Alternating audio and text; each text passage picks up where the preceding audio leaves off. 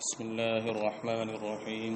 فصل العطف بالحروف تابع ينسب إليه ما نسب إلى متبوعه وكلاهما مقصودان بتلك النسبة ويسمى عطف النسق وشرطه أن يكون بينه وبين متبوعه أحد حروف العطف وسيأتي ذكرها في القسم الثالث إن شاء الله تعالى نحو قام زيد وعمر.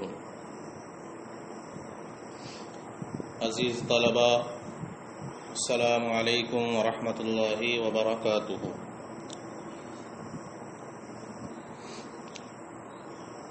کل کے سبق میں تابع کی بحث شروع ہوئی اور انہوں نے یہ بتایا کہ تابع ہر وہ دوسرا اسم ہے جو اپنے مطبوع کے اعراب کے ساتھ معرب ہو ایک ہی جہت سے. پھر تابع کی 5 قسمیں کی. اب انہی 5 قسموں میں سے ہر ایک قسم کی تفصیل بیان کرنا شروع کی. ایک کی تفصیل کل ہی آپ نے پڑھ لی، یعنی نعت صفت کی. دوسرا تابع ہے عطف بالحروف. آج اس کو بیان کرتے ہیں اور فرماتے ہیں کہ عطف بالحروف ایسا تابع ہے کہ جس کی طرف اس چیز کی نسبت کی جائے جو نسبت اس کے مطبوع کی طرف کی گئی ہو، اس کی طرف وہی نسبت کی گئی ہو جو نسبت اس کے مطبوع کی طرف کی گئی ہو، یعنی جو نسبت پہلے والے کی طرف ہو وہی نسبت بعد والے کی طرف، اور اس نسبت میں دونوں مقصود ہوں. اس نسبت میں کیا ہوں؟ دونوں مقصود ہیں. عطف بالحروف سے مراد ہے معطوف معطوف علیہ. آپ نے کہا قام زید و عمر، زید اور عمر آئے. اس مثال میں زید پر عطف کیا گیا ہے عمر کا. زید معطوف علیہ ہے اور عمر اس کا معطوف ہے. زید مطبوع ہے اور عمر اس کا تابع ہے. ٹھیک ہے، تو دیکھو جو نسبت زید کی طرف کی گئی مطبوع کی طرف آنے کی، وہی نسبت عمر کی طرف بھی کی جا رہی ہے کہ نہیں کی جا رہی؟ کی جا رہی ہے. اور یہ نسبت دونوں میں مقصود ہے. نسبت میں دونوں مقصود ہیں. زید اور عمر دونوں مقصود بھی ہیں کہ نہیں مقصود ہیں؟ دونوں آئے. جاء زید و عمر، تو نسبت بھی وہی کی گئی ہو جو مطبوع کی طرف کی گئی ہو، اور دونوں نسبت میں کیا ہوں؟ مقصود ہوں. تو دونوں کا آنا مقصود بھی ہے، اور دونوں پر رفع آ رہا ہے. زید پر بھی رفع آ رہا ہے اور عمر پر بھی رفع آ رہا ہے. کیوں؟ کیونکہ دونوں فاعل ہیں. جہت بھی دونوں کی کیا ہے؟ ایک ہے. لہذا ایک ہی جہت سے جو نسبت مطبوع کی طرف کی گئی ہو وہی نسبت تابع کی طرف بھی کی گئی ہو، اور اس نسبت میں دونوں کے دونوں کیا ہوں؟ مقصود ہوں. اس کو عطف نسق بھی کہتے ہیں. نسق کا معنی ہوتا ہے پرونا، یکے بعد دیگرے کسی چیز کو منظم کرنا. اسی طرح معطوف معطوف علیہ بھی کیا ہوتے ہیں؟ منظم ہوتے ہیں ایک کے بعد دوسرا. اس لیے اس کو عطف نسق بھی کہتے ہیں. البتہ اس کی شرط یہ ہے کہ معطوف اور معطوف علیہ کے درمیان، یعنی تابع اور مطبوع کے درمیان حروف عاطفہ میں سے کسی حرف عطف کا آنا ضروری ہے. ٹھیک ہے. اب وہ حروف عاطفہ پہلے تو آپ پڑھ چکے ہوں گے، یہاں بھی اس کتاب میں بھی اس کا بیان آئے گا. واو، فا، ثم، بل، یہ سب ہیں. العطف بالحروف تابع. عطف بالحروف ایسا تابع ہے کہ اس کی طرف وہی نسبت کی جائے جو اس کے مطبوع کی طرف کی گئی ہو، اور دونوں مقصود ہوں اس نسبت سے. وَيُسَمَّى عَطْفَ النَّسْخ، اس کو عطف نسخ بھی کہتے ہیں. اور اس کی بشرط اور اس کی شرط یہ ہے ان یکون بینہ و بین مطبوعہ احد حروف العطف، کہ اس کے اور اس کے مطبوع کے درمیان حروف عطف میں سے کوئی ایک حرف ہو، جس کا ذکر انشاءاللہ تیسری قسم میں آئے گا. جیسے قام زید و عمر. وَإِذَا عُطِفَ عَلَى الضَّمِيرِ الْمَرْفُوعِ الْمُتَّصِلِ يَجِبُ تَأْكِيدُهُ بِالضَّمِيرِ الْمُنْفَصِلِ نَحْوَ ضَرَبْتُ أَنَا وَزَيْدٌ إِلَّا إِذَا فُصِّلَ نَحْوَ ضَرَبْتُ الْيَوْمَ وَزَيْدٌ. اب ضابطہ، ایک ضابطہ یہ بنا رہے ہیں کہ جب ضمیر مرفوع متصل معطوف علیہ بنے اور پھر اس پر کسی دوسری ضمیر کا عطف کیا جائے یا کسی دوسرے اسم کا عطف کیا جائے، ضمیر مرفوع متصل معطوف علیہ ہو، جیسے ضربتو، اس میں تا ضمیر بارز مرفوع متصل ہے. اس پر اگر آپ کو کسی کا عطف کرنا ہے اور کسی دوسری چیز کو بعد میں ذکر کرنا ہے عطف کے بعد عطف کر کے، تو ایسی صورت میں اس کی ایک ضمیر منفصل لانا واجب ہے تاکید کے لیے. تو اب ضمیر و متکلم کی ضمیر ہے، تا ضمیر بارز ہے، متکلم کی ضمیر ہے، تو اب ضمیر منفصل متکلم کی آپ کو لانا پڑے گی بیچ میں انا. اب ہوگا ضربت انا و زیدن.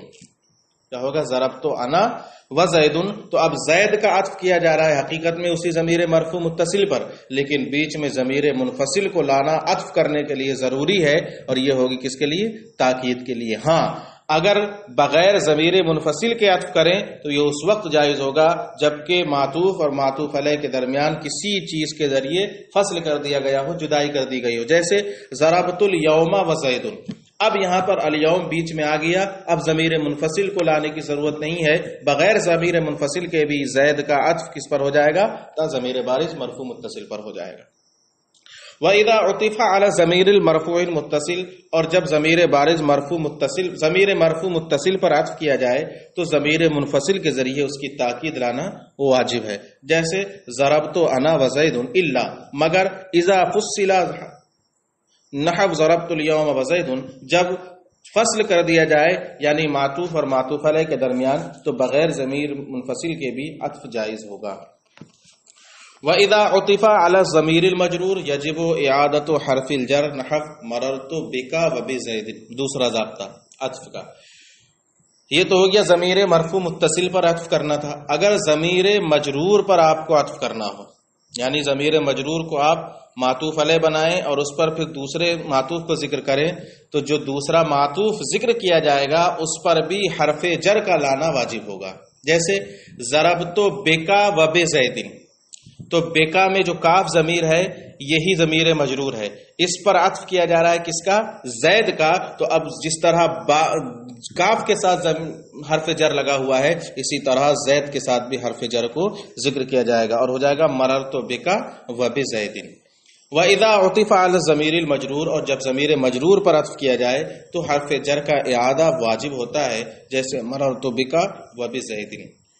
وَعْلَمْ ان المعطوف فی حکم المعطوف علیہ آنی اذا کان الاول صفتا لشیء او خبرا لامر او صلتا او حالا فالثانی كذلك ايضا والضابطة فيه انه حيث يجوز ان يقام المعطوف مقام المعطوف علیہ جاز العطف وحيث لا فلا. ایک ضابطہ اور بتا رہے ہیں.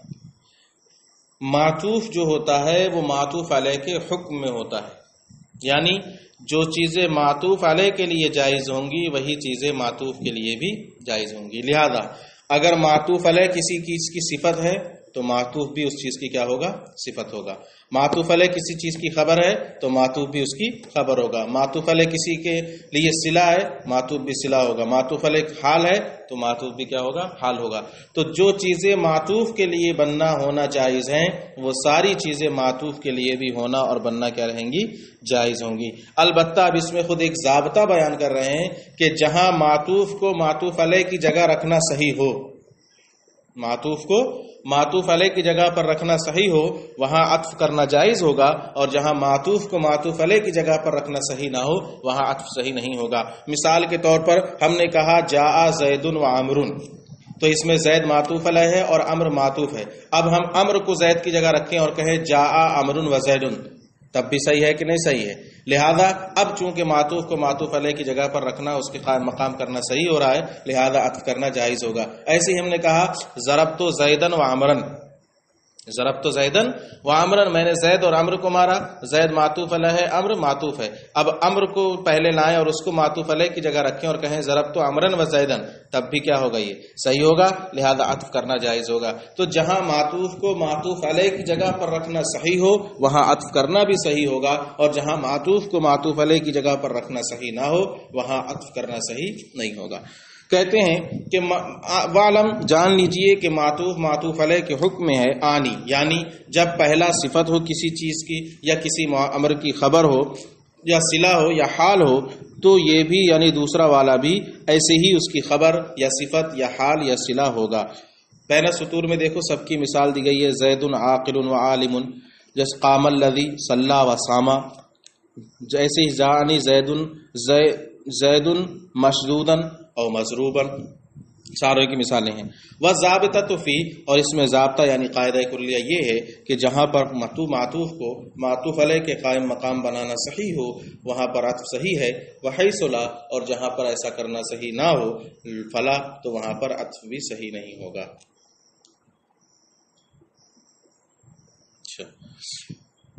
والعطف على معمول عاملین مختلفین جائز ان کان المعطوف علیہ مجرورا مقدما والمعطوف كذلك، نحو فی الدار زید والحجرۃ عمرو والحجرۃ عمرو.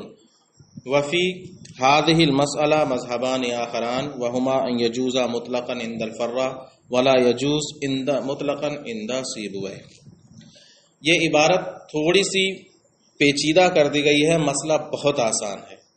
کیا کہنے کا مقصد یہ ہے کہ ایک ہی حرف عطف کے ذریعے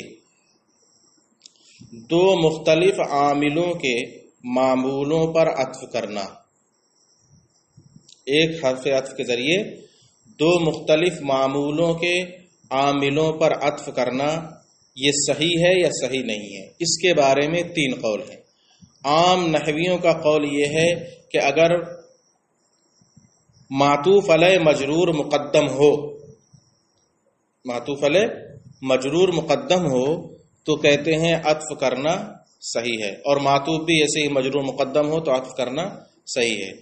اور ایک قول یہ ہے کہ صحیح نہیں، اور دوسرے کا قول یہ ہے کہ مطلقاً صحیح ہے. یعنی معطوف علیہ مجرور ہو یا نہ ہو ہر صورت میں عطف صحیح ہے، اور یہ قول یہ ہے کہ معطوف علیہ مجرور ہو یا نہ ہو عطف کرنا صحیح نہیں.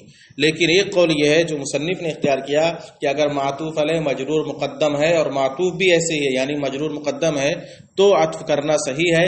یعنی ایک ہی حرف عطف کے ذریعے دو مختلف عاملوں کے معمولوں کو کا عطف کرنا. اس کو مثال سے سمجھیں. مثال ہے فی الدار زید والحجرۃ عمرو. دیکھو فی الدار، دار پر عطف کیا جا رہا ہے حجرہ کا، دار پر عطف کیا جا رہا ہے کیا؟ حجرہ کا. تو دار معطوف علیہ مجرور معطوف علیہ مقدم ہوا کہ نہیں مقدم ہوا؟ ٹھیک ہے. والحجرہ، اور معطوف بھی مقدم ہوا کہ نہیں مقدم ہوا؟ فی الحجرۃ عمرو، یعنی مبتدا خبر ہونے میں مقدم تو خبر مقدم ہے، تو معطوف علیہ بھی مجرور مقدم ہے اور حجرہ بھی معطوف مقدم ہے. اور دونوں کس کے معمول ہیں؟ فی حرف جار کے. دونوں کس کے عامل ہیں؟ فی حرف جار کے عامل ہیں. لہذا اب ان کا عطف کرنا جائز ہوگا. تو ایک عامل کے یہ معمول ہو گئے. اور دیکھو دوسرا زیدن، یہ معطوف علیہ ہے، اور دوسرا عمرن اسی کا معطوف ہے کہ نہیں ہے؟ ان دونوں کا عامل کیا ہے؟ ابتدا. ان دونوں کا عامل کیا ہے؟ ابتدا. تو ان دونوں کا بھی عطف کرنا صحیح ہے نا. لیکن حرف عطف دونوں کا کیا ہے؟ سب کا ایک ہی ہے، واو.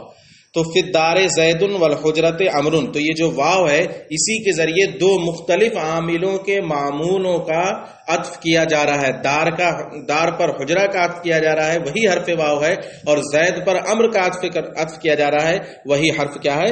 واو ہے. تو وہی جو انہوں نے کہا تھا کہ دو مختلف عاملوں کے معمولوں پر عطف کرنا جائز ہے اگر معطوف علیہ مجرور مقدم ہو اور معطوف بھی ایسے ہی ہو. تو اب دیکھ لیجیے آپ، فی الدار زید والحجرۃ عمرو، دار پر حجرہ کا عطف کیا جائے گا، یہ دونوں فی حرف جار کے معمول ہیں، اور زید پر امر کا عطف کیا جائے گا کیونکہ اب ان دونوں کا عامل کیا ہے؟ ابتدا ہے. دو مختلف عاملوں کے معمول ہیں لیکن حرف عطف دونوں کے لیے کیا ہے؟ ایک ہے. کہتے ہیں اور دو مختلف عاملوں کے معمولوں پر عطف کرنا جائز ہے ان کان المعطوف علیہ مجرورا مقدما، اگر معطوف علیہ مجرور مقدم ہو اور معطوف بھی ایسے ہی ہو، جیسے فی الدار زید والحجرۃ عمرو. وفی هذا المسئلہ آخر مذہبان آخران، اس مسئلے میں دو مذہب اور بھی ہیں. وہما، اور وہ یہ ہیں، ان یجوز مطلقا عند الفراء، کہ فرا کے نزدیک مطلقا عطف جائز ہے معطوف علیہ مجرور مقدم ہو یا نہ ہو. ولا یجوز مطلقا عند سیبویہ، اور سیبویہ کے نزدیک مجرور مقدم ہو یا نہ ہو مطلقاً عطف کرنا جائز نہیں ہے. یہ سبق ہے، اس کو ملا کر یاد کریں.